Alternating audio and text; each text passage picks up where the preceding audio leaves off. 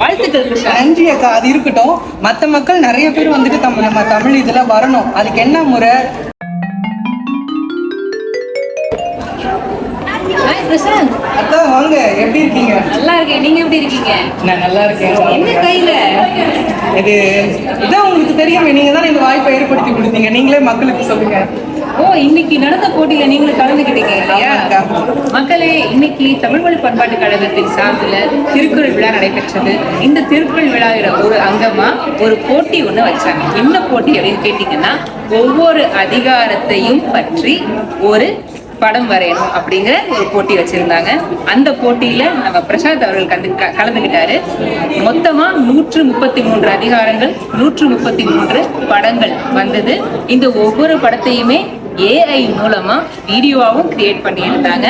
இதுல டாப் 13, அதாவது சிறந்த 13 படங்களை தேர்ந்தெடுத்தாங்க. அதுல ஒரு படமா நம்ம பிரசாந்த் அவர் வரைஞ்ச படமும் தேர்ந்தெடுக்கப்பட்டது. வாழ்த்துக்கள் கிருஷ்ணா. வாட்ஸ்அப்ல சிங்கை தமிழ் நிகழ்வுகள் அப்படின்னு ஒரு வாட்ஸ்அப் குரூப் இருக்கு. அதுல இந்த மாதிரியான தகவல்கள் எல்லாமே உங்களுக்கு வரும்.